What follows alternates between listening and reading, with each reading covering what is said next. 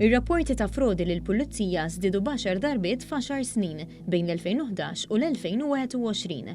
Bħalissa l-Pulizija qed tappella lill-pubbliku għall-attenzjoni minħabba emails qarrieqa li qed jinbagħtu f'isimha.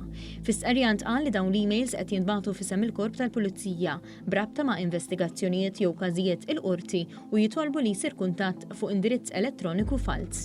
L-appell tal-Pulizija huwa biex dawn il-messaġġi jiġu injorati u mħassra immedjatament. F'intervista esklusiva ma' One News, il-Kummissarju tal-Pulizija Angelo Gaffa tkellem dwar l-investiment tal-Korp fejn jitlu reati online fid-dawl taż-żieda fil-kriminalità virtwali.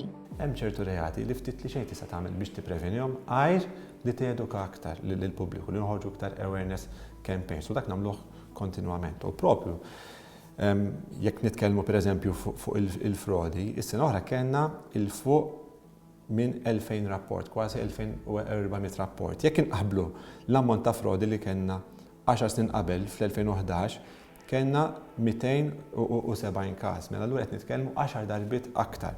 U ħafna minn dawn il-frodi kienu fil-verità online fraud. Il-Kummissarju tal-Pulizija spjega li l-pandemija m'għamlet xejn biex jonqsu reati online, anzi żidithom għaliex in-nies qattaw iżjed ħin fid-djarhom fuq il-midja soċjali u jixtru online.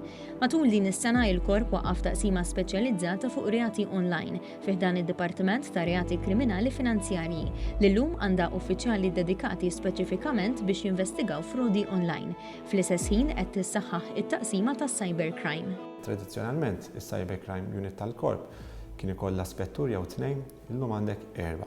U nimpentannu għal inkomplu nżidu hemmhekk għaliex anke hemmhekk l-istatistika turina li fil-waqt li fl-2002 kellek żewġ każijiet ta' computer crime, is-sena oħra kellna 340 rapport. Dis-sena l-indikazzjoni huma li se jkomplu jiżdiedu. Tajjeb, u fil-verità llum ħafna mir-reati għandhom element ta' computer-enabled crime. Il-Kummissarju tal-Pulizija saħaq fuq l-importanza li l-Korp jibqa' jnalizza x-xejriet tal-kriminalità f'dinja li qed tinbidel minn waħda ta' reati fiżiċi għal dawk virtwali.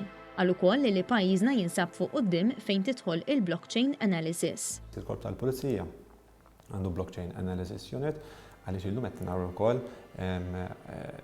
ċertu reati kemm vittmi li jsofru konsegwenza ta' crypto currency imma anke wkoll il-cryptocurrency tintuża bħala għodda biex jitwettqu reati kriminali. Allura anke hemmhekk il-Korp tal-Pulizija qed ikompli jsaħħaħ unit tal-blockchain analysis li jkolli ngħid li hemm pulizija fl-Ewropa li lanqas biss għandhom dan it-tip ta' unit.